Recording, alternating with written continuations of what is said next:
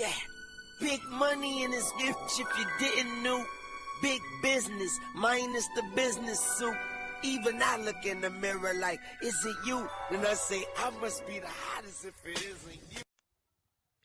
What up, my people? I'm here, man. Another video. It's a lot been going on, man, since the last game, since the game against the Bills. I got Sports Center on in the background and it's on mute. But, man, every time you turn around, they're showing highlights from Adrian Peterson lighting things up. Because guess what? This week, he didn't do that. Just against us, he did it. He didn't do it while he was a Saint, and he didn't do it last week. He did it against us. He looked like a damn Adrian Peterson of old. Now all of a sudden, he just looked regular. You know, and they keep showing highlights from that game. Then they showing the Bills game, and they keep talking to LaShawn McCoy. Oh, you got your touchdowns. How you feel? You got back to your man. We be making people look good, man. Like, people be getting their swag back on us. Like, I can't stand that shit, bro. One thing that bothers me the most is when backup quarterbacks play against us and look like Tom Brady. That happens every time, man. Look, my computer updating. If you a backup quarterback, you gonna look like Tom Brady versus the Bucs. It don't matter who you is. We do better against your first string quarterback than we will against your backup. Why is that? Why do running backs play against the Tampa Bay Buccaneers and just be tearing shit? Why? What is it about our team that can't stop nobody run? So then TJ Ward gonna come out and say, I didn't come here to be I came here to be an impact player. I didn't come in here to be in a rotation. Then Chris Baker gonna say, yeah, facts. I know that's right. Man, like, we don't need that, bro. Like, I understand you frustrated, bro, but be professional. Be professional, man. Like, be professional, bro. Like, don't be out there with all that. That ain't helping. So you think saying that is going to help TJ Ward? No, that shit ain't helping, man. And Chris Baker, facts. I mean, your fat ass, man, look, don't have me going crazy on y'all. Like, dog, you come out every other play. You tap out. Like, you do a play and then you go like this and you run your ass off the field. And you the guy talking about you come here. Man, you getting playing time, big boy. You coming off. So what did you talk? Man, anyway. And then Miko Grimes, who I love. First of all, I love Miko Grimes. I love me some Miko. Love me some Miko. But she got a picture of Brent in the game or on the sideline with a caption that reads, when you tired of this shit but got to push through 9 more weeks. All this after the same game. Damn. I ain't never seen the Bucs start to implode like this. Like, even when Shiano was here and we had Josh Freeman and he was didn't show up for the team picture and he was late to all the meetings and all this, we still didn't implode from the inside. So y'all Bucs fans out there always talking about, oh, this person a free agent. Go get him. Oh, this team just released damn John Smith. Go pick him up. Or how y'all gonna let, Ronald King go to the Jets? We should have got him. We need a pass rush. You sure you want to bring them in here? Especially them high level, high dollar, everybody know who he is, free agents. You sure you want to do that? You sure? Because you might be inviting trouble. Because every free agent we done bought in here talking shit. Even Deshaun Jackson. And I got a video about a month ago. It's called Are You Nervous? And I said, before the season even started, and I said, I asked a lot of questions. And what I'm going to do is the next video I'll make, I'm going to put that in the beginning of the video. And everything I said in that video is happening. Every single thing. Then, guess who? Guess what Robert Aguayo was today? Robert Aguayo was kicking, doing the tryouts for kicker for the Carolina Panthers. Yeah. Robert Aguayo is kicking for the Carolina Panthers, or at least trying out. Uh-oh.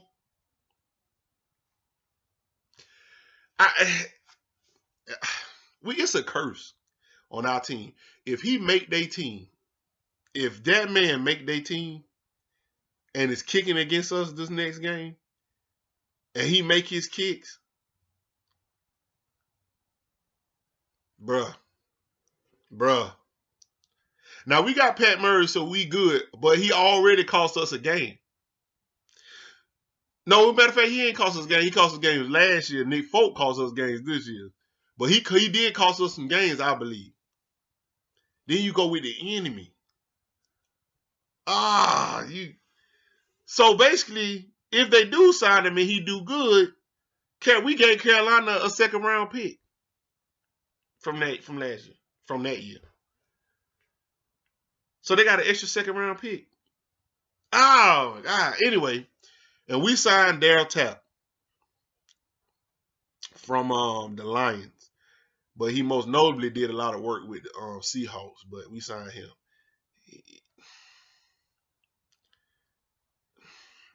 They just... Now, look, I ain't going to be mad about that because... And he got like 4.5 sacks last year. You can't be mad, though, because elite pass rushers ain't free agents. They're just not. You ain't going to find a free agent this time. At this time, that's just elite pass rush. You ain't gonna find that. But just remember, man, when y'all want all these free agents, every time somebody let somebody go, man, they be like, oh my God, Zach Bring, he got released from the Jets. Oh, we gotta bring him in. Like, come on, y'all. Like, y'all gotta stop that. For real. Everybody ain't a good fit for Tampa. See, we don't know what be going on with these players because we don't watch other teams like that. Like, I'm not watching what Carolina players are saying stuff or what Seahawk players are talking. I'm not watching none of that unless it make national news. Like last weekend when Doug Baldwin was on the sideline fighting with one of their coaches. I saw that because that made national news. Matter of fact, it's on right now. I saw that because it made national news, but we don't know if these players is talking shit in the locker room or they're cancer to the locker room. We don't know about that. And teams that's planning on, there's like somebody on the line they're planning on trading them, they ain't going to let that stuff become public. So then they come to us and then they be in the locker room tearing our locker room up. And right now, our locker room is being ate up. It's being ate up from the inside. And that's your Chris Bakers, your Deshaun Jacksons, and your TJ Ward now. Because last week he was like, oh, a lot of these players treated it like it was a vacation. Stop giving the media something to write about. Shut the fuck up. Like, say when they ask you what's the problem, you say, you know what you say? You say, oh, well, we just got to put it together. We coming together as a team. We're going to keep working hard. It's a long season. Everybody just, we're going to get it together. And you leave it the fuck at that. Don't go on Twitter talking. Be professional, man. Damn. Anyway, we imploding from the inside out. I don't know what we're going to do. There's one more week before the trade deadline. So we're going to move any of these players out. We need to move them out. We need to do what we got to do. And somebody said Brain Martavius Brian in from the Steelers. This motherfucker, he don't even care about winning. He's saying, they winning. They the number one in their damn division. And he talking about, no, I ain't getting my time. What about me? And y'all talking about bring him in. Why? He already telling you they number one. If your team number one in the division and whatever they doing is working, so why is you talking? Shut the fuck up. That's my new shit for the rest of the season. Shut the fuck up. And I don't even be cursing like that. Shut the fuck up. Anyway, so next year, we're not going to have Brent Grimes. I'm going to tell you that right now. We're not going to have Big Grimes. We probably not going to have TJ Ward, and we probably not going to have Chris Baker. They gone. Which means this year and this money that we spent on these damn players, they're not going to be here. 9 times out of 10, if Cutter don't turn this team around and make us look like something, if we struggle through the rest of this year, he going to. And Jason Light is literally on a contract year. So guess what? If he don't turn this team around, he gone too. Because let's keep it real. I was talking to somebody today at work, and they was like, yeah, Jason Light put together a good team. And I was like, did he? Like, really think about that. Did he? I know we went 9-7, but think about that. Did he? Because right now, I can say he put a dynamic linebacking core together. What about our safeties? He been here, 3 years? We still got safety issues. What about our defensive line? Worst defensive line in the NFL. Did he fix that? No. He brought all these defensive linemen in and still ain't fixed. What about our offensive line? Okay. He built a pretty good offensive line. What about our receiving core? Well, he did bring in, he didn't bring in Mike Evans because we drafted Mike Evans before he got here or when he got here. But Mike Evans I don't count that, just like I don't count Jameis Winston because we had the first pick in the draft. We're going to get Jameis Winston. And Mike Evans was a shoo-in. So, of course, most of the time you hit on your first round pick. So I ain't even counting that. So what kind of receiving depth, where's Chris Godwin did so far? He drafted him. What about Jeremy McNichols? Our running back core still hurt. It's still hurting. Doug Martin we need more than Doug Martin. And he bought in, he kept Peyton Barber and all these guys, and he kept what's the boy name? Jacquizz Rodgers and what? Nothing.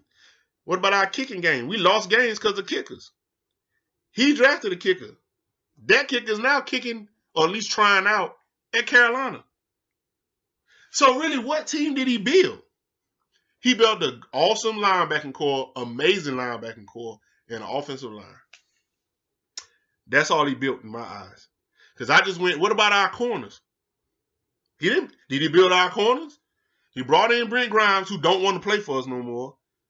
And he brought in, he drafted Vernon Hargraves, who's scared to damn jump on the damn jumper route.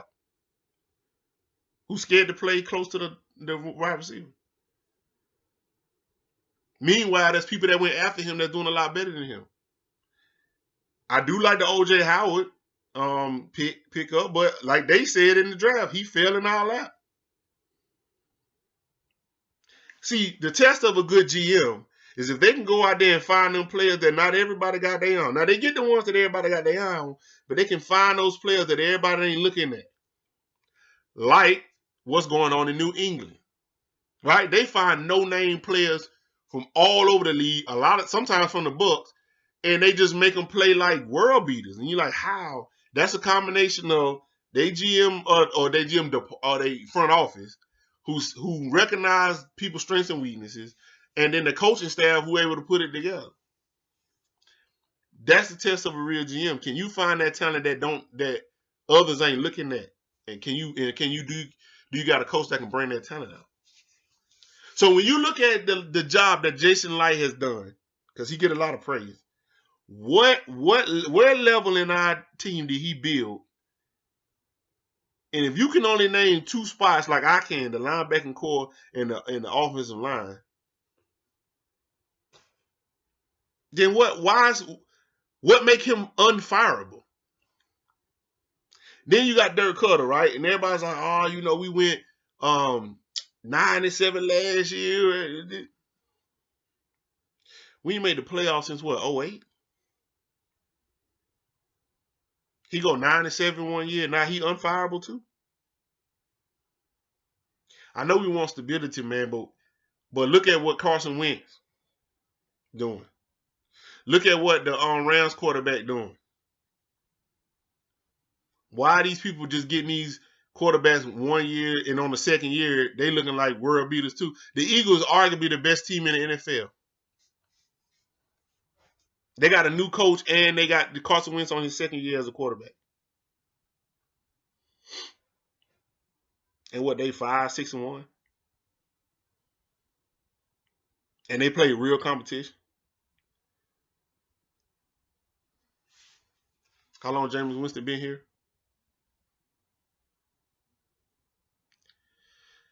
Look at our weapons. Look at his weapons. Look at our defense. Look at their defense. Why are they so much better than us? At least record-wise. Look, if they turn this thing around, great job. But Bucs fans, please stop acting like they're unfireable. Because when I tell you to sit back and really look at the job they're doing, objectively look at the job they're doing. Just sit back and say, what really has Jason Light built as far as our team is concerned that no other regular run-of-the-mill GM could do? And how good is Dirk Cutter coaching our team? He's starting to lose the locker room already, especially Mike Smith. We was begging for Mike Smith not to leave. We should let that motherfucker go. This is the last thing I'm going to say. If they turn this team around, outstanding. Outstanding. Love it. Good job. Go Cutter, go Jason Light, go everybody. Go Mike Smith. Hooray. If they don't, I'm about to drop the mic on this one. I want to see John Gruden as the head coach and Rob Ryan as the defensive coordinator. And I want to see Bruce Arians, who said he is not returning to the Cardinals next year, as the offensive coordinator. John Gruden as the head coach, Bruce Arians as the offensive coordinator, and Rex Ryan as the defensive coordinator.